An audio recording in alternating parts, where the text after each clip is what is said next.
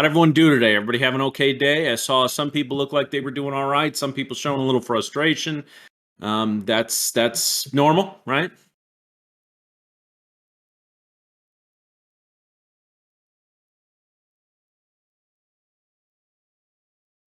Okay.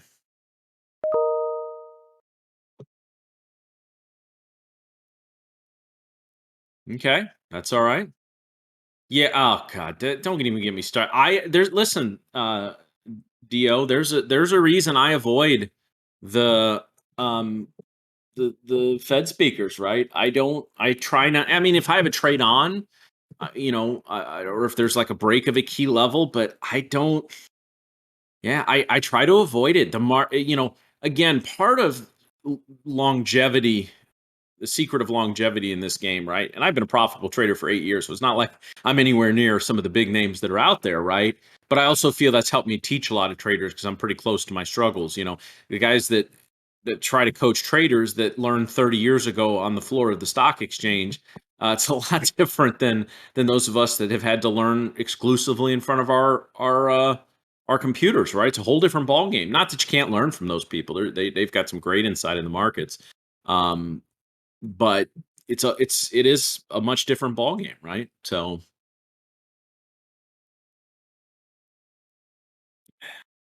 yeah, so I'm gonna talk about a couple of things in the market today, guys. We're gonna get into some Q&A. We've got our normal giveaway today, um, and so we're gonna have a little fun. So obviously, as you guys know, it's gonna be a regular event now. We may try a couple of different times. I may want to do like a Sunday night one sometime, Josh. You and I will talk about that. Yeah, that works for me. We'll mix and match a little bit, just try to reach a full audience. But one of the cool things I've done events all over the country for years now, guys, both in person and virtually. And you always got to know your audience, right? And I'm talking to my people here, right? I'm talking to day traders, mostly futures day traders. So we keep a lot of these in and around market times. Um, but I do want to try to reach as many people as possible. So we will yeah, happy. I'm just playing around with it. I used it. I have not found as much luck with it in stocks as I had in futures as I had in stocks. Like in my opinion, it works pretty good in stocks in general. But as I moved to more and more to futures over the last few years, so I'm playing around with a variation on it, and I'm actually looking at it not as an indicate like a go indicator, but as a stop indicator. So I'm actually going to go over this quite a bit in the summit in a couple of weeks. Cheap plug, cheap plug. I'll give you the link for that in a little bit. All right, so let's get going. Let's talk about what the day had. So, hey guys, everybody in? We're not at capacity, I don't think. We got to be close though. How many we got? Wow, yeah, big group. All right. Okay, so let's break down what the day had. So first of all, we had our PPI print this morning, and guys, I like things like economic data an hour before the open, right? I love that because it gives the market a full hour. I do not typically trade outside of the New York cash hours, guys. That's just me. I'm not saying I never do it, but very rarely. So from 9:30 to 4 Eastern, that's really it's about the first 2.5 hours. I actually looked this up a few weeks ago because I'm in the process of transitioning all my trade journals over to a new. Actually, I'm shutting down my old trade journals. I'm going over to TraderSync. And gonna start from scratch over there because I went back and took a look at all the last few years. Probably a little over 70% of my trading happens in the first 2.5 hours. So we're talking 8:30 to Central to 11 o'clock. So I don't do as much now. I'm expanding a little bit with some of the stuff that I do in the afternoon, but I just have a little better feel for the price action during that time. And when the markets have an hour to process news, and when the markets aren't open, and I say open in air quotations because obviously futures markets are open nearly all the time, but the majority of the action comes in the American trading hours. So I really like these. I really like these. Um, and here we saw, guys, part of the big thing, especially in futures and in very liquid uh, liquid instruments is finding the battlegrounds, right? And sometimes they're very apparent, sometimes they're not. Sometimes they're apparent on candlestick charts, sometimes they're apparent on Renko charts, sometimes they're apparent on the heat maps like Bookmap, sometimes they're apparent on everything. And guys, this little area here, it's kind of yesterday's action, but this area here from 12,550 to 12,560, I pointed this out this morning in the room, right? Let's zoom in a little bit. This was an area, and guys, I don't care what you were looking at. If you were looking at the Rankos, if you were looking at the domes, if you were looking at just plain candlesticks, or you were looking at heat maps, on the NASDAQ, this area here is where the bulls and the bears were just brawling. I mean, this was one of those, like the two big brawls in the Anchorman movies, right? Just ridiculous amounts of violence going at each other, right? And we did, again, we did dip a little bit here, but when you get to these areas, especially on candlestick charts, Steve Neeson's one of the first people. He's the first person to learn candlesticks and integrate them with Western indicators. Right, he went over to Asia, learned their methods, and brought them over here and integrated them. If you can ever get your hands on any of his stuff, guys, go to eBay. Just type in Steve Neeson, Nison. A lot of his stuff, most of his stuff, is out of print. And you never know what's pirated or not. And I'm of course not advocating, somebody's pirated books or tapes or anything like that, but they haven't put out anything new for a while. So I'm not telling you what your ethics should be, but I got all this stuff for a couple $100. So I was pretty happy with that. But he's great when it comes to candlesticks. And one of the things he talks about is ignoring candle wicks is one of the biggest mistakes that newer traders make. And so when you're looking at what are candle wicks, like right here, hold on, let me get my my Epic pen open. Just a second here, guys. Okay.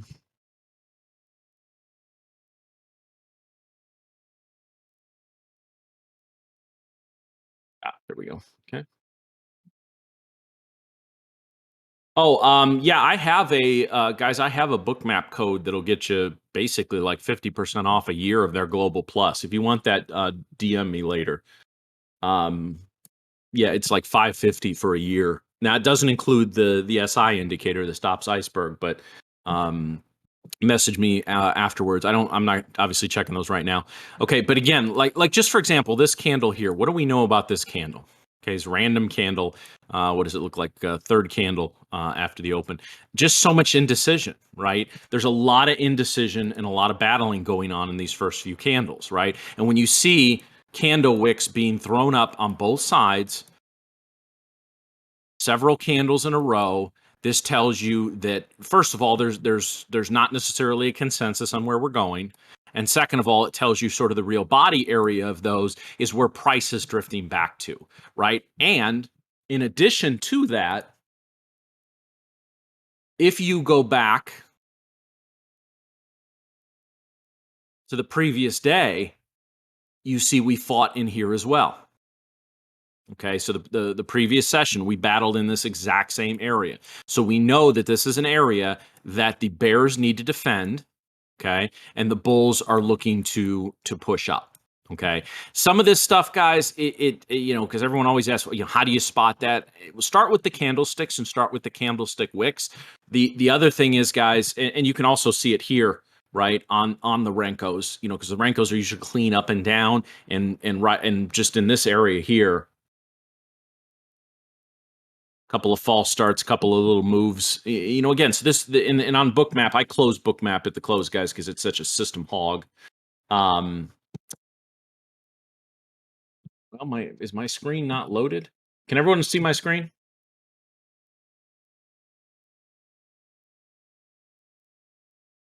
Okay. Yeah, Dave, I just go out and come back in if the room's not full. Hopefully it's not. Okay. Anyway, so yeah, so this is there's nothing more valuable for a day trader, guys. This is when I started making the transition to day trade, and I day traded stocks pretty successfully for a while. And the better you get, guys, why do we like futures, right? Leverage. Okay. Leverage is a trader's best friend and their worst enemy. Okay. For a new trader, leverage can wipe out accounts. Now, obviously, if you're wiping out an eval account, all that costs you is $85 as opposed to I worked with a trader who wiped out a $30,000 account in 4 days. And that was his life savings. And no, that is not a story that I'm making up. That is a legit thing. So, again, you wipe out an eval account, it's frustrating, but it's again, you're not costing yourself real money or Blue Sky any money. You're just paying the $85 to reset it, right? Oh, max number of viewers. Okay, well, I don't have.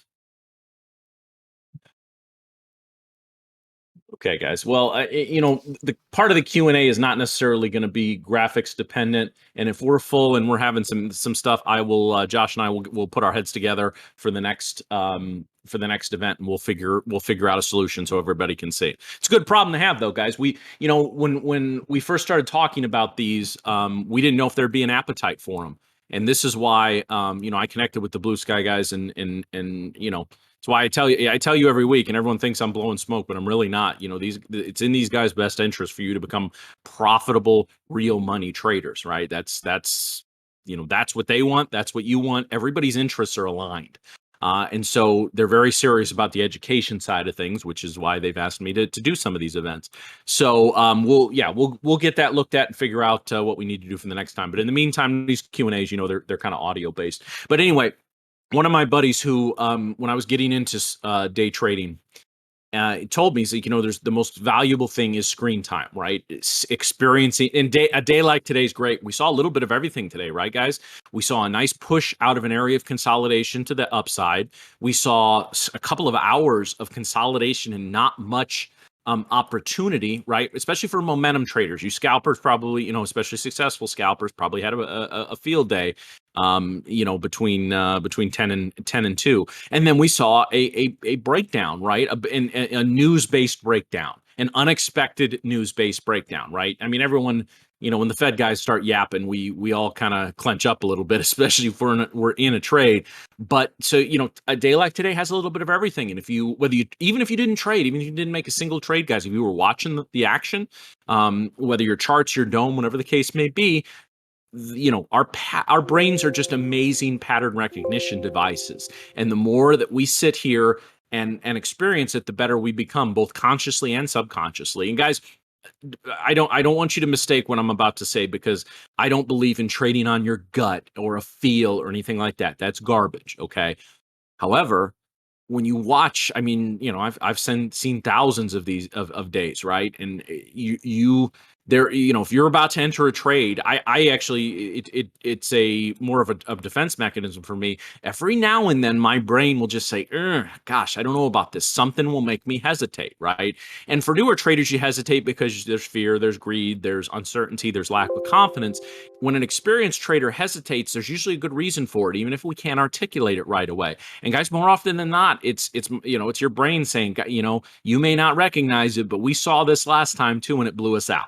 Okay, I'm not saying it works every time. In fact, today I hesitated on a trade and it cost me a good 40-point move in the NQ, right? But there was again, I'm going to trust. Again, I don't want to say gutter feeling, because I don't like that term in relation to trading, but I'm going to trust my experience, and I'm going to trust my head when it tells me, you know what, dude, maybe you need to just take an extra beat on this, take an extra minute on this, wait for that extra 5 to 10 points of confirmation, right? So that's sort of what we've got going there. All right, guys. So I want to open things up for about the next half hour or so for any questions that you have. And as you guys know, it doesn't take more in half hour. It doesn't take me more than about 3 or 4 questions, and I'll get you there, because brevity is not one of my strong suits. So who's got and guys, if I miss them, please retype them, because sometimes the chat can really move quickly.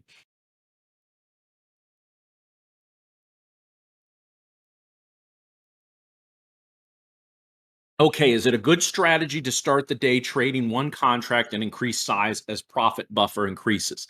Um, the short answer is no. The longer answer is, again, it depends on what your strategy is, right? I have different position sizes for different strategies, because in some I'm trying to catch, I'll use the NQ as an example because I have it up. There's some strategies on huge days I'm trying to catch 100 points. And there's some strategy I'm trying to catch 25, right? So obviously my position sizes are going to be a lot different in that particular situation, right? So now as far as overall strategies, right? Scaling up for me is the way to go. Now, I don't mean that trade by trade. I don't even mean that day by day. But let's say I know we're in a Discord channel for a funded trader program, but let's put that aside for a second. Let's say tomorrow you get a $10,000 futures trading account. It's your money, right? You're responsible for every cent in that.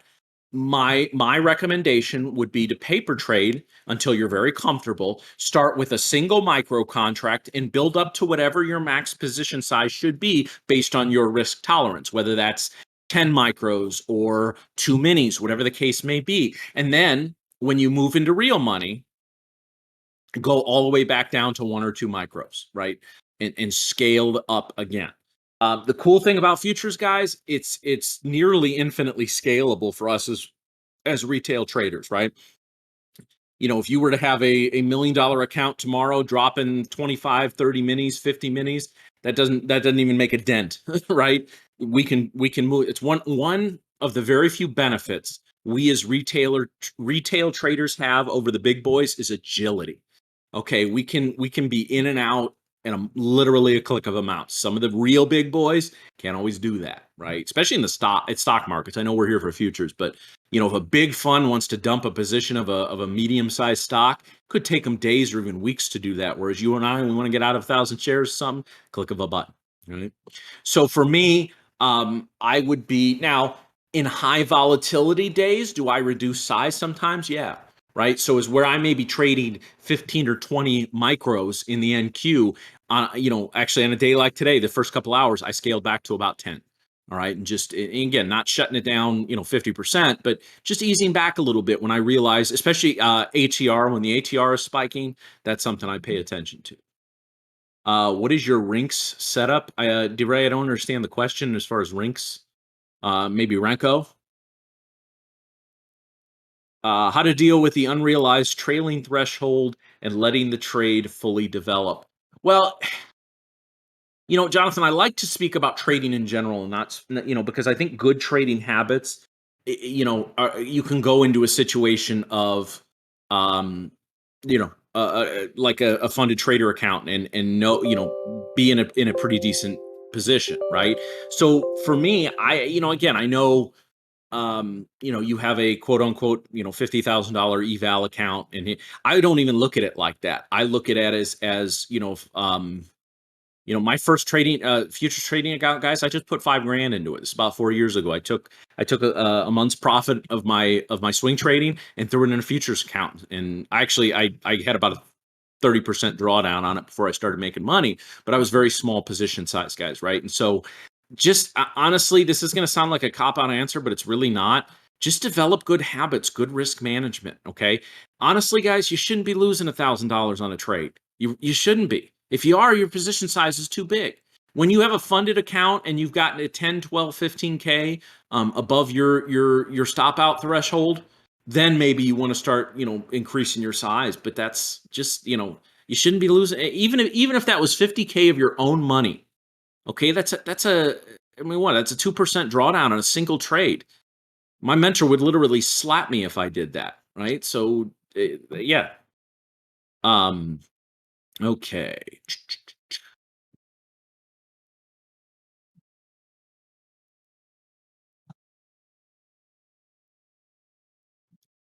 Yeah, so the Renko is it's a traditional Renko. I keep it usually at 3, but and some days I'll put it up to 5 on a 5 minute. So I can go. Some people can't see, so I want to be careful of going over too much visually based stuff. But I use TradingView for that. I'm not a huge fan of TradingView's candlestick charts. I prefer Edge Pros, but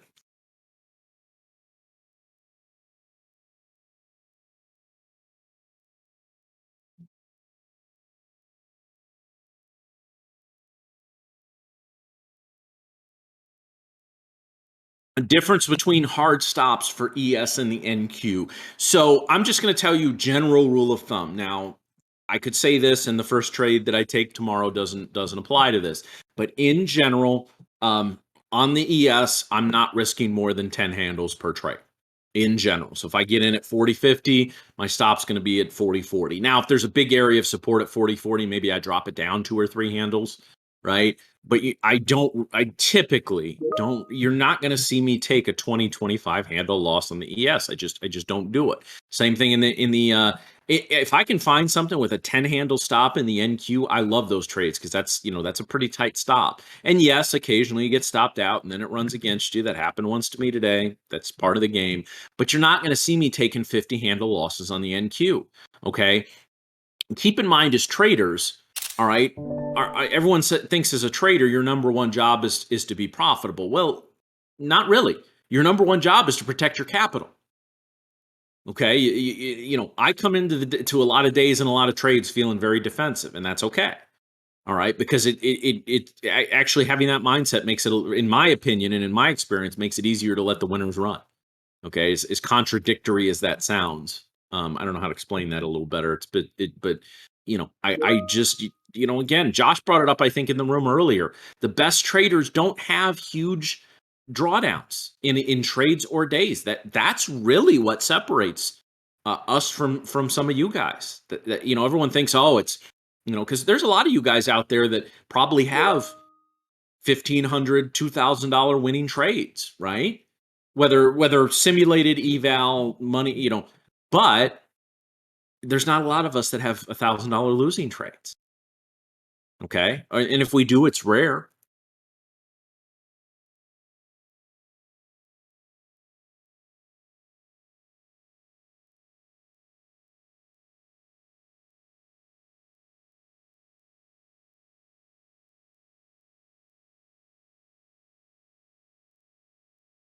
Okay, let me catch up here, guys.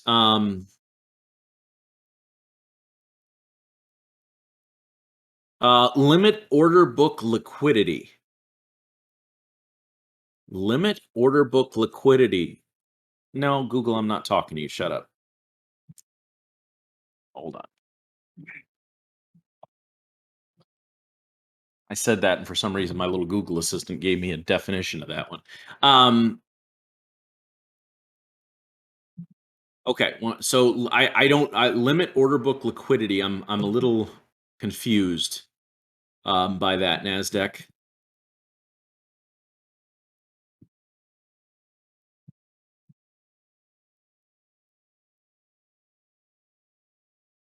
Okay. Stops. Do I? No, actually, I'm not going to re-enter a trade on a stop sweep because if that's an area where somebody's placed their stops, there's probably something else going on there. Um,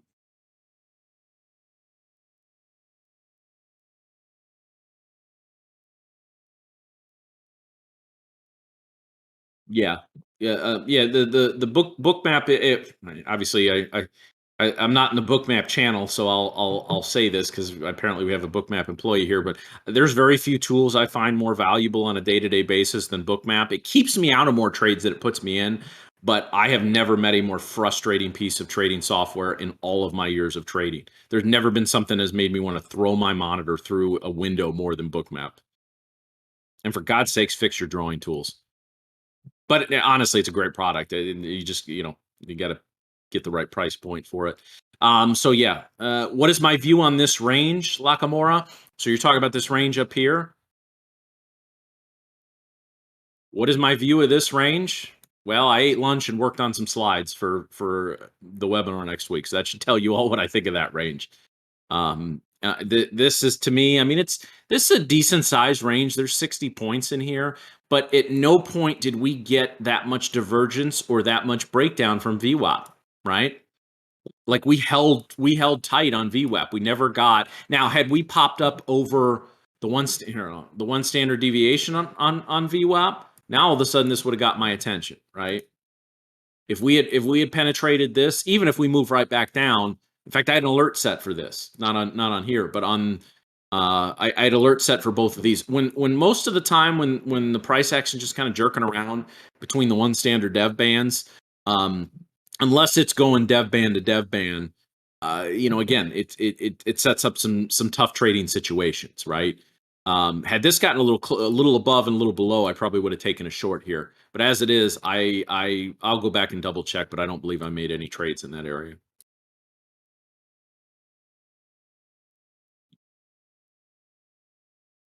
Okay, as Josh showed you there, guys, we're doing the entry a little different this time than the wheel of names. You have to click on that little thing that Josh put in the chat about 3 minutes ago and enter your name.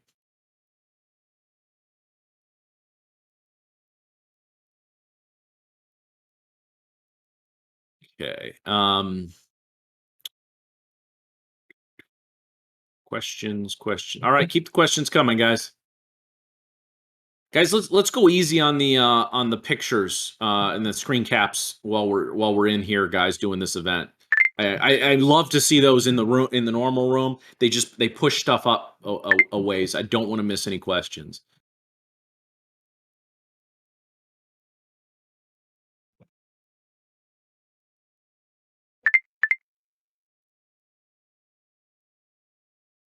Sorry if I missed it. If I missed something, guys, put it back in again. This is gets a little crowded in here.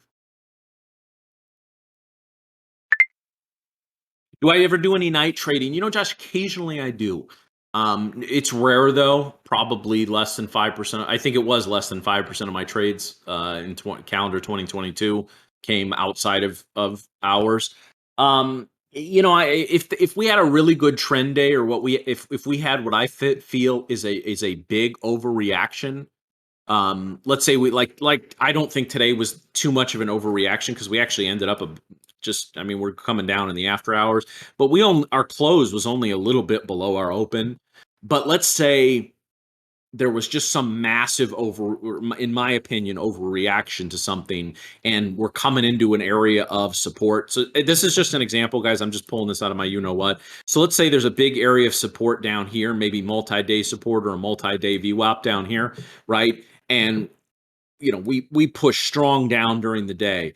In the evening, I may take, and I'm talking 5 micros, right? A small position size, throw a decent stop at it, throw a big profit target at it, and go to bed, right? I've done that. Maybe I did that maybe 10, 15 times last year. So not often, but again, for me, some people have the ability to, um, you have to be able to compartmentalize your trading, right? You can't let even success, let alone failure in trading, bleed over into other things. And I've got to shut my brain down at some point, right?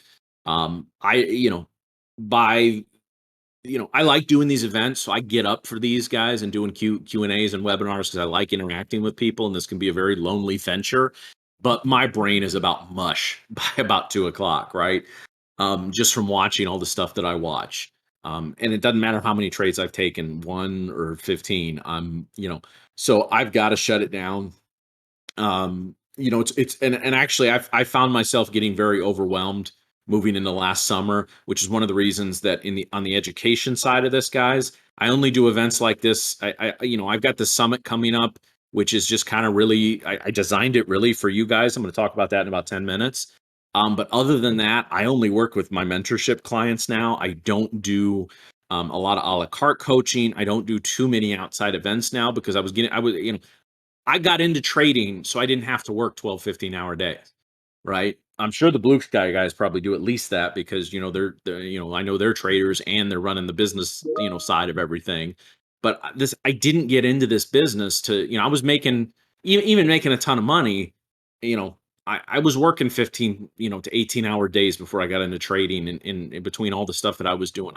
This is why I got into this. So um you know uh, I like taking my dog for walks. I like being able to take my girlfriend out to dinner someplace nice, or on little weekends. I've gotta shut it down at a certain time, right? So typically, during my lunch break, I'll get some of my journaling done from the morning, right? Some of my trades imported to journals and all that, and then I'll maybe clean that up tonight. So as soon as this is done, I'm going to shut down the office. I'm going to go home, eat dinner, and then I'll probably I got about an hour tonight, probably worth of journaling to do, and I clip charts and everything, so I have a good resource. and then I'll sit there and watch something mindless on TV. So I think there's a hockey game tonight. So right now, um,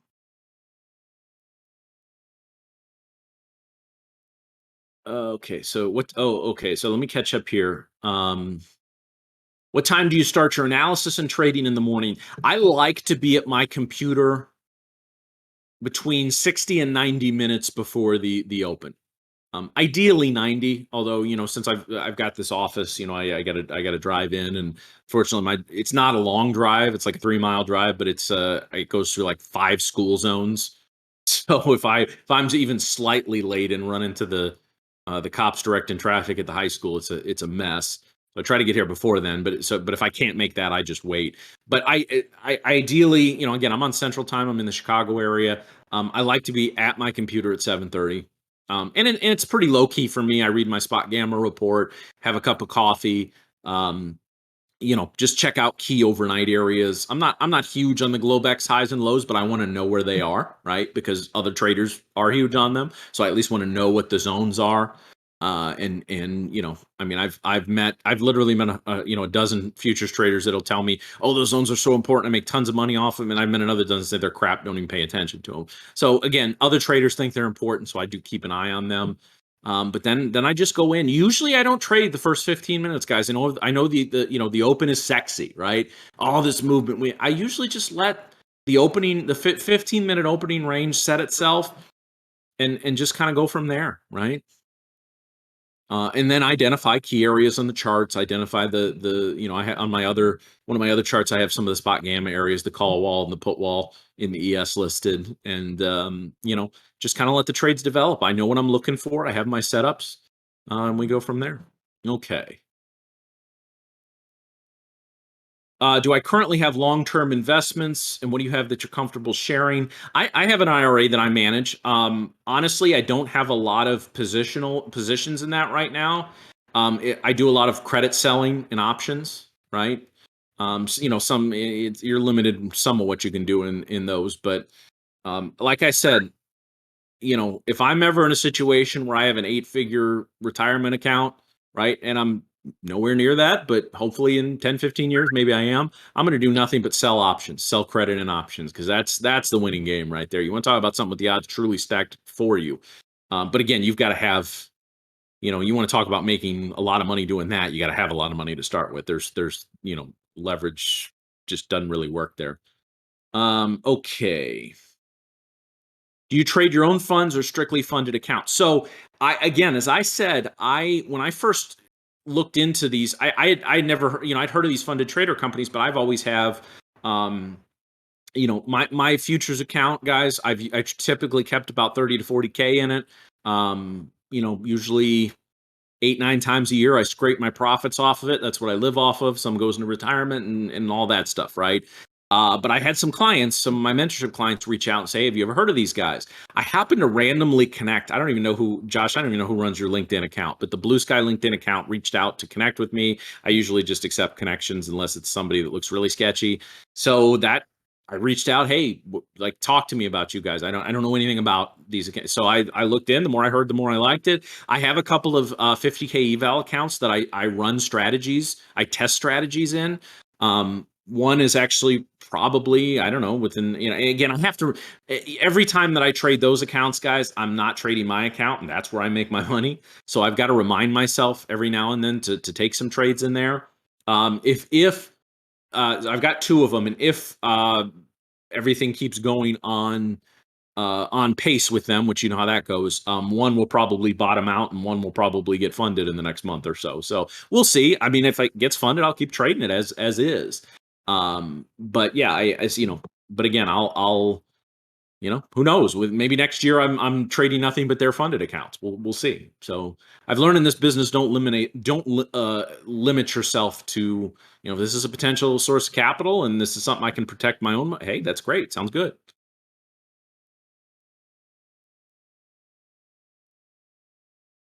Okay. Do you ever go on tilt or low confidence phases? That's a good question, Jonathan. And yes, absolutely.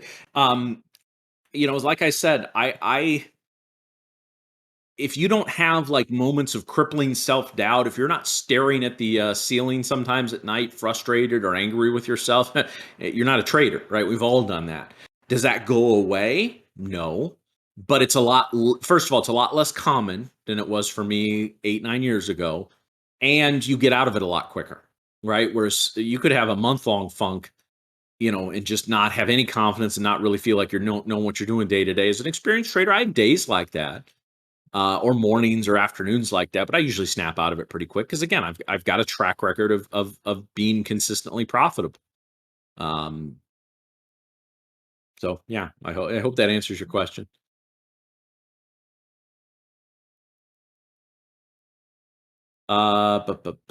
Okay.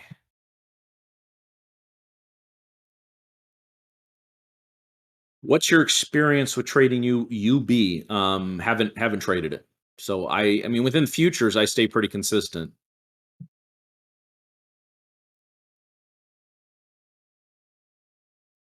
with the tickers that I'm trading. All right. I'm scanning to see if I missed anything here, guys.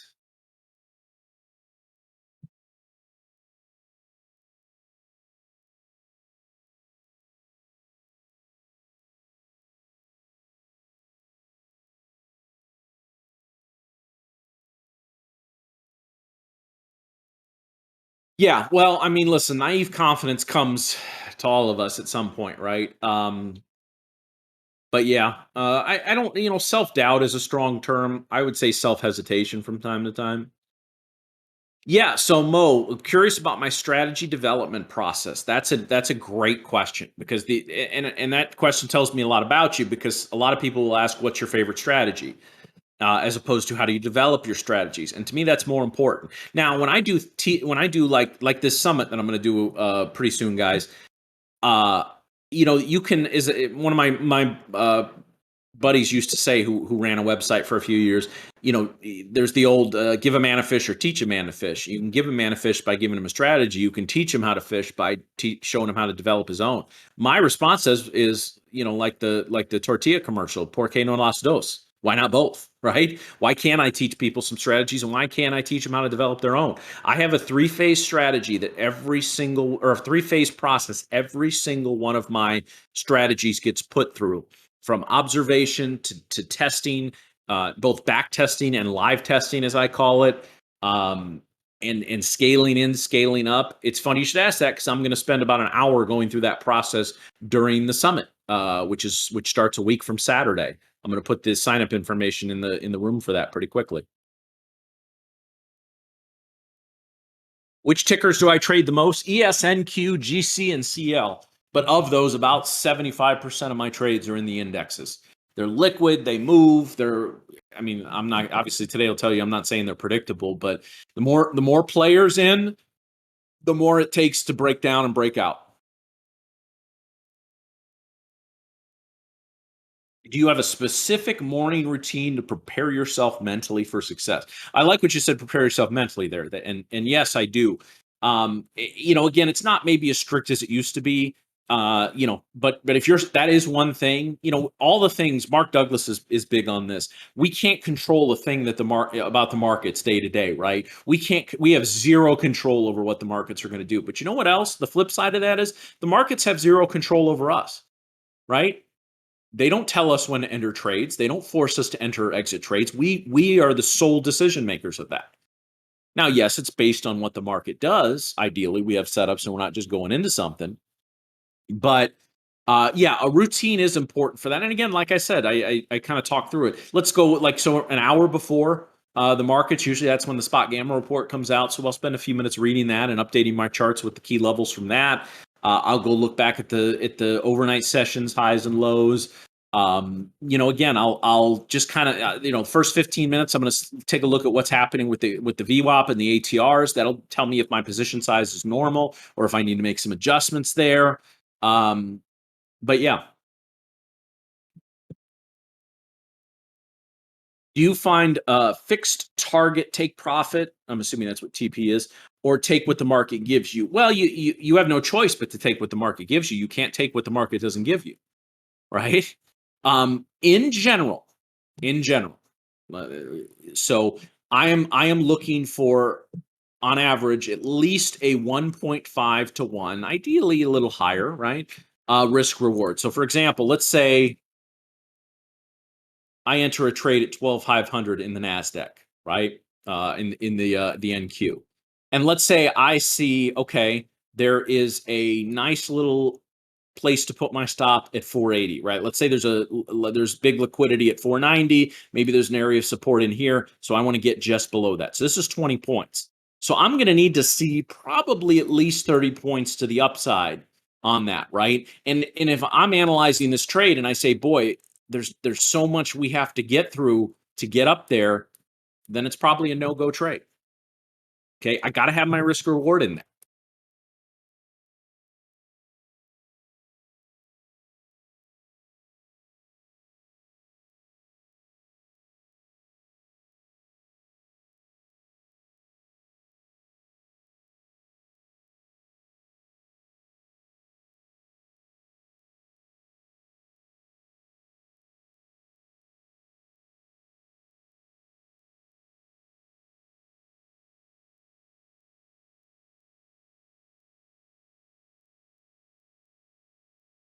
All right, let's keep the questions going, guys. I will take two more questions. Then I'm going to tell you about the summit. We're gonna give away the eval account, and then we'll kind of go from there.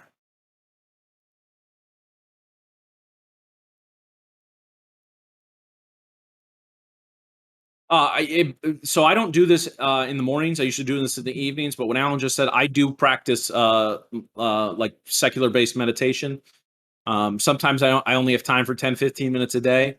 There's a really good one of those great courses on mindfulness by gosh, what's I'll look it up. I have it at home. But I highly recommend it. It's very good. You have to be able to calm down your mind, especially when you're trading.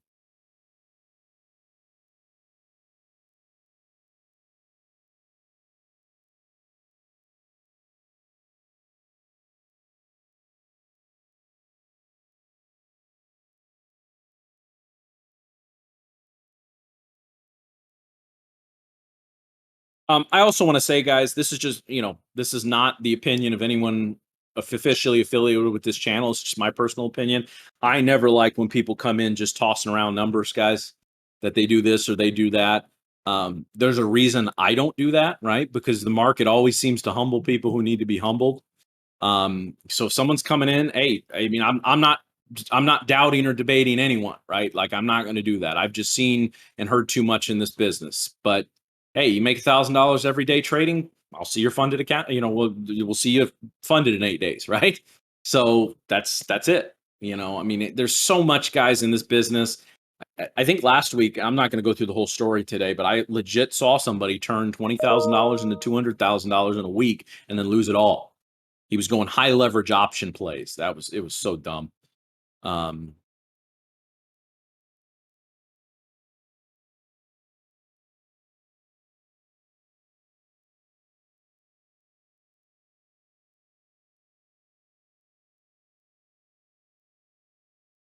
wow, now we're coming fast and furious. Okay.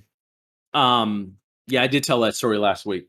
I actually don't like telling that story because even though it ends with somebody cocky getting their comeuppance a little bit, people say, like, I don't like that. This guy pissed away like a quarter mil, right? That's horrible. And we're retail traders, guys. We should all be on the same team, right? Yeah, he lost. Well, he didn't lose it all overnight, but he lost it in about 3 days. And I told you, I told the guy, listen, man, you started with 20, pull 180 out and put it in the bank, man, and then go. But if your strategy's that good, you can replicate it. Okay, how long have I been doing this? I've been trading for about 10 years. I'm in education, a little shy of 7. What's your biggest winning day and what's your biggest losing day? So I am of the mind. I will answer the third question. The biggest winning day I see, and this is why. First of all, guys, I am one of the and listen, you can take my word for this or don't. I am one of the true educators out there, guys. I make more money trading than I do on the education side of things, right? The education side is a side hustle. It's a part time job. I am a full time trader. Okay. It's why you don't see me running $10,000 worth of Facebook. I don't run ads, right? Um, I've run maybe $1,000 worth of ads in my entire life, right? So it's just, people get referred to me, or they come to me, or I do events like this and they want to work with me. That's great. But I hate, I will only tell you this. My goal on a day-to-day basis is about, give or take $1,200 to $1,500. Okay. I'm not going to tell you how often I make that. I will tell you my biggest losing day in history is about 4 grand, and it was in stocks. It was in small cap stocks. I had 3 positions. They all blew out on me overnight. 2 dropped offerings and 1 just broke through. It was a horrible day. Right. Um, so yeah. But again, I never, I don't like telling my students or clients how much I make, because I don't want them to be limited. Right. They may make more than me, or I don't want them to expect to make as much as me right away. That's why I do events like this, guys. And if people want to work with me, they want to work with me. If they don't, they don't. I don't take offense to that, right? Some of you guys just been, well, this guy didn't want. Okay, that's fine. You know, I'm not for everybody, right? If somebody needs to be coddled a little bit, I'm not there. I'm not the teacher for you, right? As one of my old baseball coaches used to say, you better work with me, or I'm going to work on you. What is your opinion about indicators and relying on them definitively to enter into deals? Well, I have indicators, right? There is no magic indicator. There is no magic strategy. There is no magic algorithm. Now, are there ones that work? Yeah. If these things didn't work for me, they wouldn't be on my charts right now. Okay. But literally, unless somebody's trading for you, you still have to know when to enter and exit trades. That doesn't mean there's not indicators, whether custom or algos, that are good. I'm not here to recommend one or the other to you, right? Because I know, like, I use VWAP in a lot of my stuff. Some people can't stand it or aren't good at it. The old saying, guys, there's a million ways to make money in the markets. They're all just hard to find. I found that to be extremely true over the years. All right, let me catch up here. Dome only trading. No, don't do that. I don't do that. I'm not saying you can't do that. I'm saying I do not do that. Where do I do in-person coaching? No, I don't. Well, not in my home. Like, I'll do events where I work with people in small groups and stuff. But no, I don't. I mean, I don't do anything based out of um like my home or office. Even if you lived 30 minutes away from me, it's just more time and economical for us to work, digitally. All right, guys. So I want to just really quickly talk about this summit that I've got going on a week from Saturday, guys. And again, after my first event here, I talked with a lot of you guys, and you know, I know people coming into a funded trader program are not typically going to have the amount of money that I charge for a mentorship, right? I do I do a mentorship, guys, where I'm basically in your hip pocket for 6 months and get you where you need to go. There's no guarantees. There's never any guarantees in this business, but I've got a pretty good track record with it. But in a place like this, people, you're mostly what I like to call experienced, but not yet as profitable as you'd like to be traders. You're a unique group, right? You trade, right? You're in there trading your eval accounts. So you're experienced. You know how to trade. So you're not beginners per se.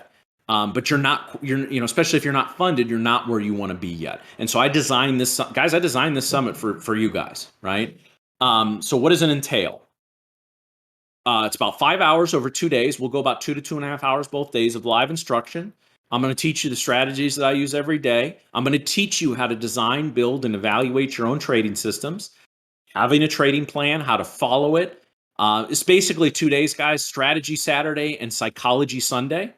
At the end, we're going to do a Q&A like this, except it's going to be mics on. It's in a Zoom room. Everybody can turn their microphones on. We'll have a group discussion at the end, and that'll go as long as it has. I'm not going to cut that off. So I'm not going to let go 10 hours, but I'm not going to cut that off like at a certain time. You're going to get access to the recordings because I'm going to record everything. You're going to get my trading as a business course where I go through a business plan. I go through how to design a SWOT analysis: strengths, weaknesses, opportunities, threats. And that's, I have I'm not huge on recorded courses, guys, but that's one of mine. And I normally I used to sell it for $500. I'm going to throw that in. Gives you something to watch while we're waiting. And Blue Sky has been kind enough to support this summit by, you sign up. They're going to, once your payment clears, I get with Josh and we get you a 40% off code for an account. So I hope this yeah, and we still have some early birds left, guys.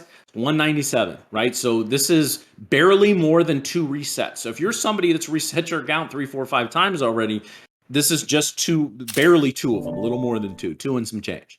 All right, so I'm going to put the link for this in the room right now. Uno momento, por favor. There we go. Thank you. So that's you click on that, guys, and the coupon should automatically load. Oh no, it doesn't. Hold on. That's the wrong thing. Don't click on that. You're just going to get a login there. That's not. It's not. There we go. There's the discount link.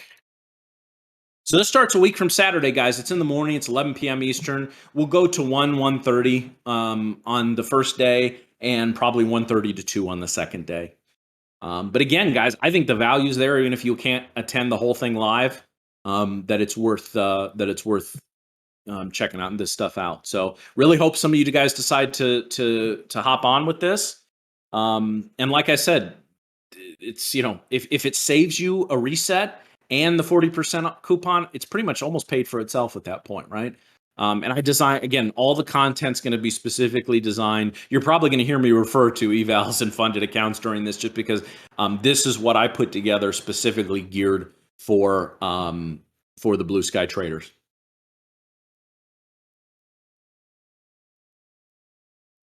Yeah, no, thank you. I appreciate that. I haven't done one of these live summits in a long time. I like doing them, but I'm very big on like individual mentorship. But this is, again, it's going to be geared just to get you guys going and get you guys started. Again, there's no guarantees in anything, but it's going to be all the stuff that I have learned both the easy way and the hard way over the years, and we'll go from there. So I hope we get a few more of you. If for some reason you get an error on the code, let me know. I set it at 25, but if more people want to jump in, especially in here, you come to this event, I'm not going to charge you the whole amount. I'm going to charge you what the 197 that I put up there. It is a live event. It is a live event. It's the 25th and the 26th. So it's 1 week from Saturday. Yeah, the 25th and the 26th. So it's 1 week from this Saturday and Sunday.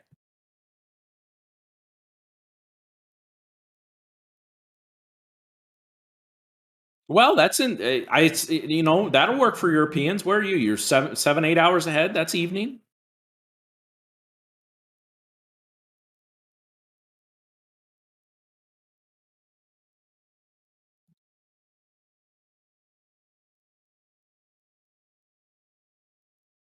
All right, guys. So I'm going to load up the wheel o' names here.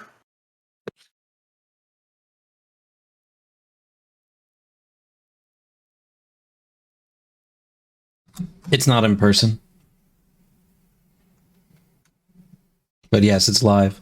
I don't think he can hear me right now. I think he has everyone muted, but... All right, so here is the wheel o' names. Hold on, let me get back in the actual chat of the room here. Yeah, it's online. It's in a Zoom room, but it is live. I will be there actually instructing. So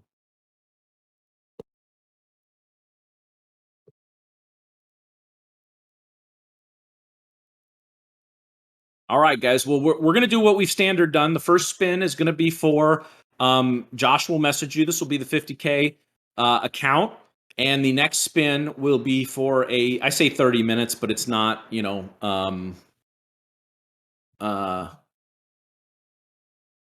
okay, so we got everyone on here. All right. I don't know who put retard right here, but you're out. And I'm sorry. My mom's a special education teacher. If that was somebody trying to be funny, that's not funny. So if that was somebody in here trying to be funny, well, you're out now. So, all right. So let's spin it for the 50K account.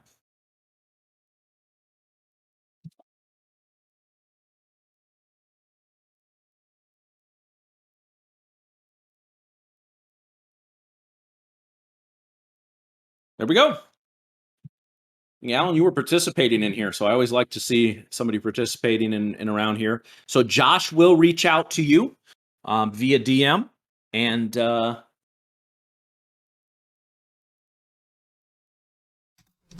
we'll go from there. All right, so now for a 30, I say 30 minutes. I don't cut the clock at 30. One-on-one session with myself here.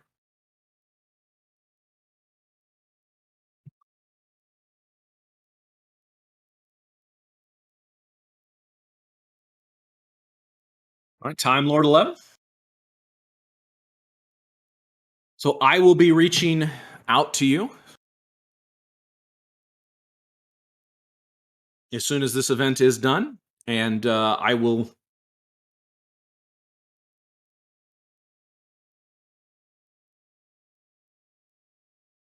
All right, guys. All right, so I'm gonna put in here, guys. I'm running an. This is not a Blue Sky affiliated event, but I'm running a webinar next week that you can sign up for. It's Wednesday night, 7 p.m. Eastern. I'm going to go back to that first year of my career and sort of painfully relive all the garbage that I did, all the stupid stuff that I did, and more importantly, how I stopped it and how I began to be. I haven't done this event for quite some time, and I've updated it. But I really hope you'll sign up. It's a free event. This is a free event to sign up. And I hope you'll attend that. But also, guys, with the summit, I hope to see you there. I'm going to put the sign up link for that. I'm going to put this because we're going to be closing this up. I'm going to put it in the lounge. Okay. Let me go put this in the lounge. All right, so it is there. Hope to see you guys there. Again, I will reach out to Josh and we'll figure out the next event. Where again, these are going to be a once a week thing going forward.